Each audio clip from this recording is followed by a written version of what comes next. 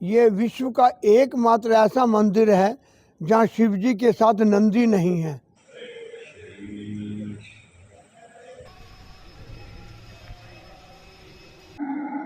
कालेश्वर महादेव का तप करके रावण ने जो है काल पे विजय पाई थी।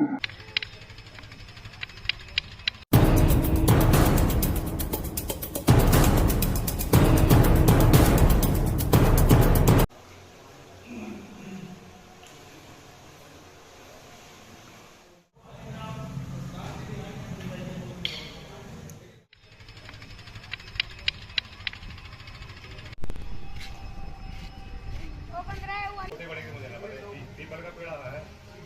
हाँ, पीपल का पेड़ उसके आगे।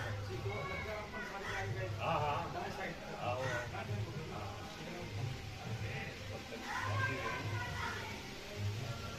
साथ ही चलो, साथ बैठ कालेश्वर महादेव है यहाँ पर दूसरा नंबर। कुरुक्षेत्र में स्थानेश्वर मंदिर के पास कालेश्वर महादेव मंदिर है, जहाँ पर श्री कालेश्वर महादेव का तप करके रावण ने जो है काल पे विजय पाई थी।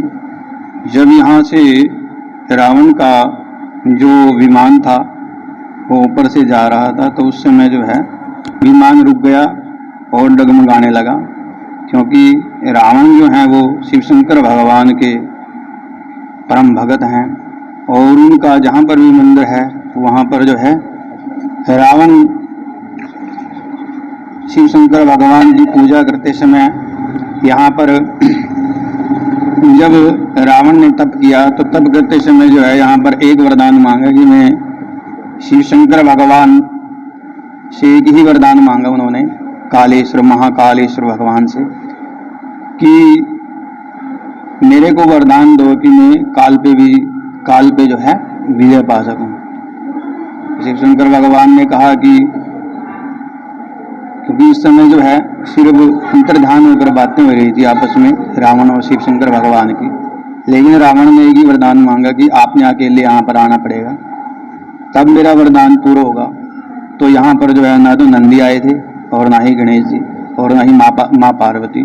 यहाँ पर वरदान देने के लिए सिर्फ शिव शंकर भगवान आए, इसलिए यहाँ पर नंदी की प्रतिष्ठा नहीं है। क्योंकि यहाँ पर वरदान मांगते समय जो है रावण ने एक ही भगवान से शर्त रखी थी कि आपने अकेले यहाँ पर आना है।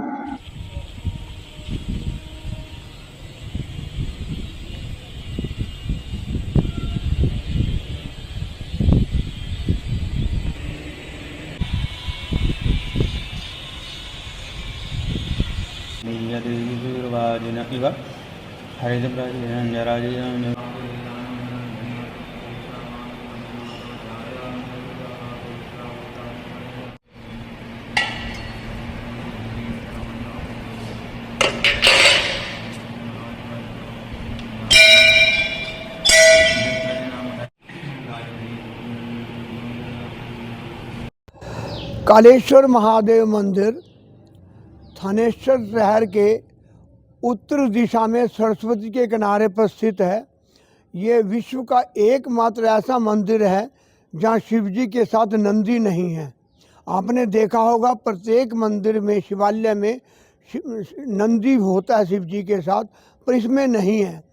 इसके बारे में ऐसा बताया जाता है कि एक बार राजा रावण का उड़न खटोला ऊपर से गुजर रहा था। जब इस स्थान के ऊपर से गुजरा राजा रावण तो उसका वो उड़न खटोला डगमगाने लगा। उसने नीचे उतर कर देखा तो वहाँ एक शिव का स्थान था और वहाँ पर वो भगवान शिव की पूजा करने के लिए बैठ गया रावण।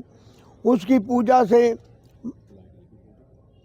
महाकाल शिव इतने प्रसन्न हुए कि प्रकट होकर के स्वयं प्रकट हुए और रावण को कहा कि मैं तुम्हारी प्रतिज्ञा से प्रसन्न हूँ, तुम्हारी पूजा अर्चना से, बताओ तुम्हें क्या वरदान चाहिए।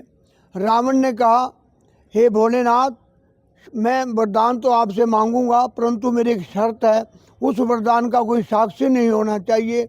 और ऐसा माना जाता है कि भगवान शिव वहाँ प्रकट हुए और रावण पर महाकाल की विजय का जो वरदान था इसी स्थान पर दिया था और नंदी को छोड़कर प्रकट हुए थे। इसलिए इस मंदिर में शिव जी के साथ नंदी नहीं है। ऐसा भी हमारे बुजुर्ग बताते आए हैं कि उसके बाद कुछ लोगों ने यहाँ पर नंदी स्थापित करने का प्रयास किया, उनकी अकाल मृत्यु हो गई।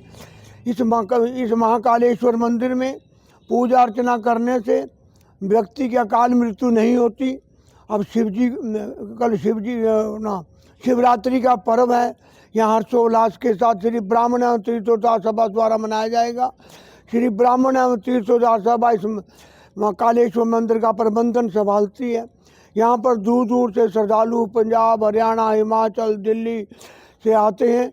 शनिवार और सोमवार को इस मंदिर में पूजा का विशेष महत्व है और शिवरात्रि पर तो कल यहाँ पर विशाल जो है भंडारा आयोजित किया जाएगा और बड़ी बड़ी दूर से श्रद्धालु भारी संख्या में पहुँचते हैं। तो ये नंदी भगवान ना होना कारण इसका क्या कोई रहस्य है कि नहीं बताया ना कि जब रावण को कहा माँ शिव जी ने प्रकट हो गए कि मैं तुम्हारी पूजा अर्चना से प्रसन्न हूँ तो तुम वरदान मांगो, तो रावण ने शर्त रखी कि जब मुझे वरदान दे तो वरदान का कोई साक्षी नहीं होना चाहिए। इसलिए रावण के कहने पर नंदी को छोड़ करके वरदान देने के लिए यहाँ शिव जी प्रकट हुए। रावण को काल पर मृत्यु पर विजय का, काल पर विजय का आशीर्वाद यहाँ पर दिया था। तो जो लोग मतलब दर्शन करने महाकाल नहीं जा सकते वो यहाँ दर्शन कर सकते हैं उनको? बिल्कुल, ये होता है, पुण्य प्राप्त होता है यहाँ पर जो उज्जैन का होता है। और यहाँ पर एकमात्र मंदिर है जो नंदी मंदिर के साथ नहीं है शिवालय में। तो मंदिर के साथ ही बहुत बड़ा तालाब बना है, इसका भी कोई रहस्य? हाँ, कालेश्वर तीर्थ है ये। इसका प्रबंधन तो ब्राह्मण तीर्थोद्धार सभा संभालती है। कुरुक्षेत्र विकास बोर्ड ने भी इस पर लगभग 50-60 रुपये लाख इसका जीर्णोद्धार किया है। दूर दराज से यहाँ पे श्रद्धालुओं का हजूम उमड़ता है। बिल्कुल, कल शिवरात्रि है, बड़े दूर दराज से भारी संख्या में श्रद्धालु यहाँ महाकाल की पूजा अर्चना करने के लिए आते हैं।